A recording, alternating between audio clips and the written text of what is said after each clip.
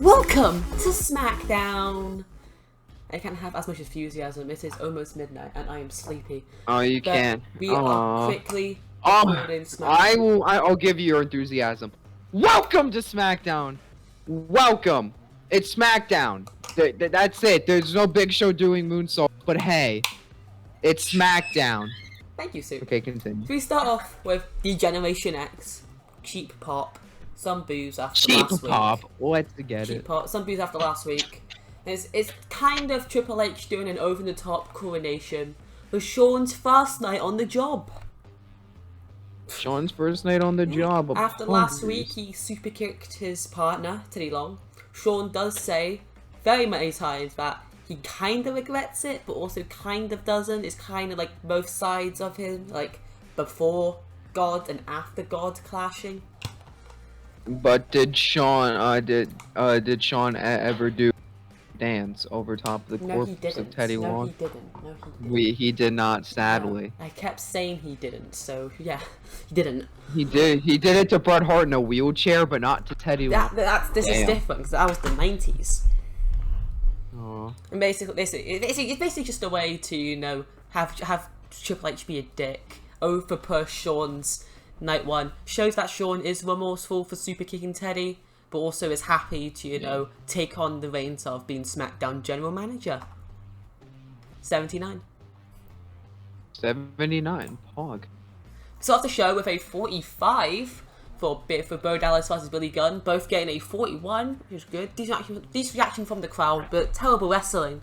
They drew following a double disqualification when Ryback ran in and fully killed both of them with a meat hook clothesline. Like, he hit both of them at once. Both of them at once. Damn, did he do a double shell shock right after? No, he just does a double, and then he hits a shell shock on Bo Dallas. So he cares about Bo Dallas more. Then afterwards, similar to 49, he continues to manhandle both of them after, you know, he's still very much pissed about his week-long loss to Bo, because he believes that he shouldn't have, and he probably shouldn't have lost, but then, you know, he did because he mistook Bo and then paid the price. Understandable. Yeah. Understandable Thing. So now he's giving revenge in the most normal way for Ryback, which is killing a kinda old dude and a very young dude. Did he injure anyone like he did to CM Punk? Did he try throwing Bo Dallas off the stage and completely missed the table? This was in the ring. This was in the ring. Oh, it was in the ring. Okay, so did he try to throw Bo Dallas out of the table, but missed the table and send Bo crashing to the concrete on the opposite side of the ring? No. Okay, good. Thank you, Ryan. Ryan. Hey! 73, Batista talking about, you know, his actions last week, taking out Mark Henry for presumably a long time, and of course beating down Dolph Ziggler, and then trying to beat down Bryan, but then having to retreat. Basically, Batista, he's become a little bit desperate for the world title match. He's going to make sure that no one stands in his way of the title. It doesn't matter if Ziggler's in the way, because he'll destroy Ziggler like he did last week. And the care of Bryan's in the way, because unlike last week, he will make sure Bryan has much more of some bandages around his waist. Because Bryan still has it, because he took a lot of damage before and during Mania. So he still has the bandages, but it's gone down to like one chest bandage. Basically, Madman Batista. Madman Batista angle. It's Drax! It's Drax-tista. Kind of. He has more of the animalistic rage and brutal He's attacks. going back to the animal instead of the Hollywood Yeah, it's way. more of fully utilizing the animal, because, you know, he was booked as a Hollywood megastar, and look where that got him. Tapping out to a midget at Mania. His words. His words, not ours. His words, not ours. Bryan Danielson, please don't kill us. Same lane of Moving 56, the WWE return of Brian Kendrick. The first match. Why is his finisher Cobra Clutch? I don't fucking know. And then Justin Gable's random match. In a decent match, Brian Kendrick getting the return victory against Justin Gable and the Gold Standard. Yes, Gold Standard. Even though he was the weakest link. Even though he was the weakest link, because apparently he is. I don't know. He's still got a 43. Yeah. He submits Justin Gable with the Cobra Clutch. Brian Kendrick getting a 43. Justin Gable with a 53. And Shelton Benjamin with a 56. I want to give Shelton the win, but I also want to give Brian Kendrick a little bit of edge. So, sorry, Gabriel. You're getting shafted. A little bit shafted. Sorry, Justin. You're going to want to quit like you did. Yeah. Just quit like you did before. So in lane of 56, announcing, of course. Wait, do you not want Justin Gabriel? Huh. The only reason why I signed him was because he's a cruiserweight. Yeah, he actually got fatigued. Who got fatigued? Justin Gabriel. In a 13.5-minute match, he got fatigued. Damn. Not good for our cruiserweight division, Justin. And Shelton. Well, Shelton. Yeah, I'm getting Shelton to slim down a bit, so you know he's actually counted as a cruiserweight. Yeah. So yeah, he's gonna get penalised for that. It's gonna take me a little bit. Yeah, so Shelton probably won't win the title because he won't be able to, but you know we'll get past that when we get to it. We'll get there. So in lane of 71 post-match, Shawn Michaels. He makes his way out to the ring. He applauds and commends them on a great performance. And announces that, you know, we haven't had much information on the Cruiserweight title yet. There's many great contenders. So, next week, there will be 2 #1 contender matches for a title match at Bad Blood. It will be Shelton Benjamin versus Evan Bourne. And Rey Mysterio versus Brian Kendrick. Yeah, so the two people out there will not be facing each other, but they could face each other if they both win their matches, because Kendrick has to face Kendrick, and then Shelton hoofed Kendrick in the dick because Gold Standard. No, he's the Gold Standard. I don't give a shit. Stop trying to write my show. I don't like your show. Okay, true. I'm sorry. I don't like your show, do I? No. Well, I mean, do I want to tell the people behind the scenes process? Okay, so technically I do have to write the show for you, but they don't... You get my point. Same lane of 66, Big E Langston teaming up with the person he sort of challenged last week, Joe Hennig, as he faces the Rhodes Dynasty, Goldust and Cody Rhodes. Cody Rhodes has been on a hot streak so far, so, you know, winning this match could get him a future shot, but he doesn't win, as in a bout that had good heat and decent wrestling. Big E and Joe Hennig defeat the Rhodes Dynasty in 13-13, and Langston pins Goldust with a big ending. Goldust taking the pin, because I don't want Cody to take the pin. Second reign of 66, Big E doing the worst with a 59, Joe Hennig with a 61, Goldust with a 65, and Cody doing the best with a 68. And your workhorse champion not being the workhorse. I know. And, of course, the brothers have great chemistry, teaming together because they should. The brothers. I sure hope they'd have great chemistry. Yeah. Poor psychology from Big E, and Cody and Big E were both inconsistent. Oh, I see. Yeah. Then we go into a nice one-on-one between Kofi and Sheamus, just a rather, like... Well, you did change Kofi's finish. Oh, no, it must be like a secondary finisher. Oh. In a bout that had great heat and good wrestling, Kofi Kingston defeats Sheamus in 9:48 by pinfall from SOS. The main reason why I did offer Soup a trade for Sheamus for someone, only because I had nothing planned for Sheamus, and otherwise he's just going to lose a load of matches. But you know, he apparently has plans for everyone I wanted, so everyone I could have had. So instead, Sheamus will become kind of a jobber. Kofi with a 63, Sheamus with a nice. Kofi nice. Inconsistent, Sheamus also inconsistent, both inconsistent. Fucking inconsistent. Anyway. Okay, I've just noticed we've already reached the 10-minute mark, and I think we're a lot through the show. The Smackdown show is shorter than others, and also I'm going faster because it's past midnight and I'm tired. Yeah. So I'm being quicker so we can stop this faster. 67, not as good as I wanted, but still okay. Daniel Bryan basically just a promo that basically just challenging Batista. If Batista wants the title shot against Bryan, if he wants to take the title, he can prove it as, you know, he defeated, we played Orton one-on-one to prove that he was better than Orton in singles. Now, Bryan's ready to prove that he is better against the other man out of the triple threat, the man that he submitted, Batista. Wait, question. Because after WrestleMania, whenever Batista was like in the ring, the fans would shout and chant, "You tapped out." Are they doing that still here? Yes. Good. Bryan implies well throughout the segment. Okay, not as good as 100%. Okay, decent advertising. Okay. He did all his improvising on Raw.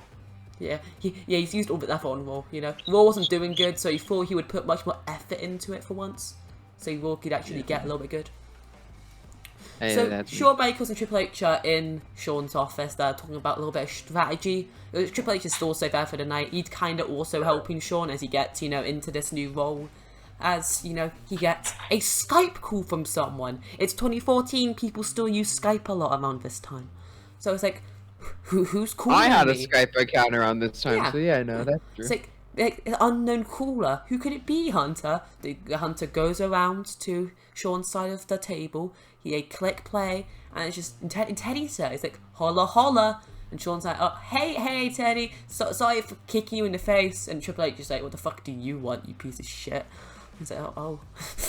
Shawn Teddy probably goes crazy and just says they're both going no. Taker. No. Something kind of like that, though, kind of related to Taker. Teddy, you know, he's not very happy with how he was treated last week. Filed a complaint against both Shawn and Hunter for their misconduct and attacking staff. But instead, he thought he would give them, you know, a little bit of a warning. Grab someone on the roster that you think can fight. Because Teddy already picked someone on the roster. And he's going to get his dose of revenge. Not next week, but at Bad Blood. I'm trying to book Bad Blood. And whoever wins that will have main control. I mean, Teddy's fine working with Shawn. Shawn seems actually sorry for kicking him. But Teddy thinks they can work well together. Stop moving the mouse. Teddy thinks they can work well together. But Teddy mainly wants to have more power over Shawn, so he can get Triple H away from SmackDown. Because Shawn and Triple H are close, and Teddy has more power, he is able to send Triple H away. So he wants to send Triple H away. Yeah. Understand. Mainly think because Triple H has so far tried to you know, fully grab the show and control it, even though that's not his job, and he should be at Titan Towers. Not the one tower, one tower, that right tower? I think it's Titan Towers, yeah. Okay, that's mine. I was thinking, it is Titan Tower. Thinking of the other one, the other towers. No. And the bout that had fantastic heat and great wrestling, Dolph Ziggler defeated Rey Mysterio in 13-13 with a pinfall with a zigzag. Of course, Ziggler, after, you know, he has to get a little bit of heat back. A little bit of heat back for Ziggler. 77? For Dolph, and a nice Rey.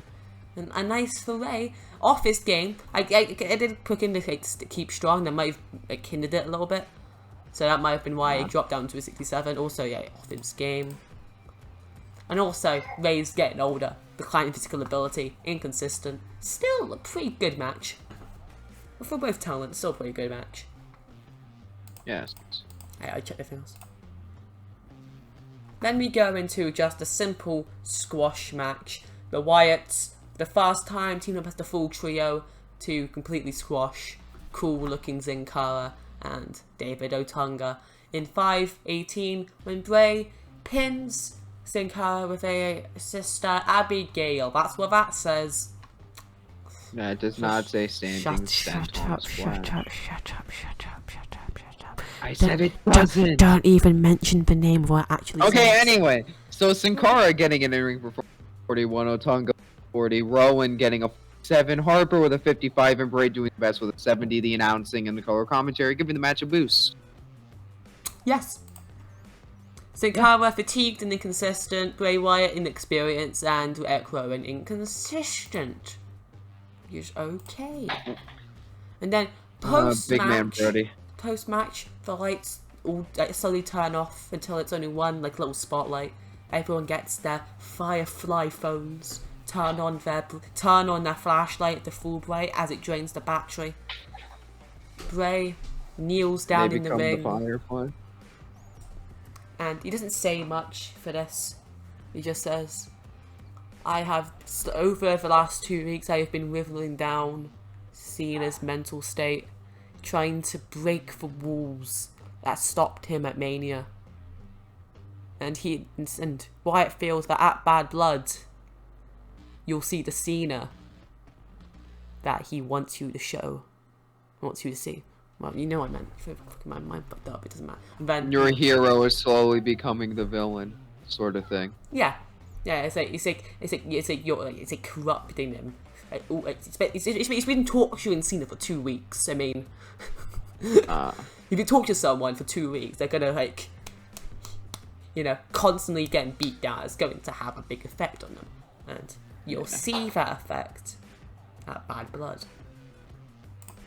At Bad Blood. 74 main event, pretty good. The belt had fantastic heat and great wrestling. Daniel Bryan defeats Batista in 15-16 by pinfall with apparently one of his new finishes, the cattle mutilation.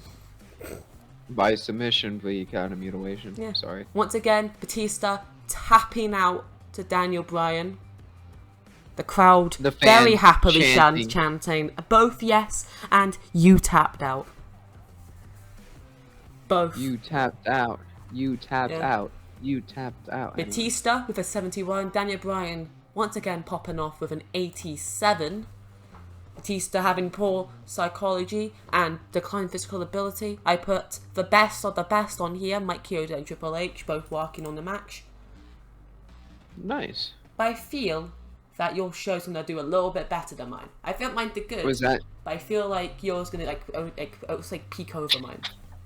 Was that your main event? That was my main event, yeah. Oh, okay. 72, yeah. So, Soup beat me, not by a lot, beat me by 1 rating up. 1? You got close, Because I think my main event... Your main event going 81, which put you over. I mean, if I had my Sheamus Bryan match on this week, mine would have gone over. But still, I'm starting to get better at booking this game. Huh? Yeah, mainly because you just booked like a 30-minute title match at the end of the show. But we move faster. Still, pretty good show. better than last week's I'll be right back. Okay. I'll let you do your outro thing. I'll be right back. Okay. Yeah. Better than last week's SmackDown. Of course, not as good as Raw. So, the counter has gone to 2-1. Of course, if whoever has the higher number by WrestleMania next year, like WrestleMania 31, well, whoever wins that gets the first draft pick. I'm going to add a little stipulation, which Soup will probably have to watch afterwards. You can't pick, the main champion. You can't, pick, I'm going to sign Daniel Bryan. I'm going to steal the champions. I have 2 mid-card champions. I'm making a rule that whoever someone picks, they have to be taken. So, for example, I could pick CM Punk, and I get to draft CM Punk, or Cesaro, or Orton. I get them. No ifs, ands, or buts. When Soup does it, you can take Sheamus. You can take Ziggler. No ifs, ands, or buts. Thank you. And yeah.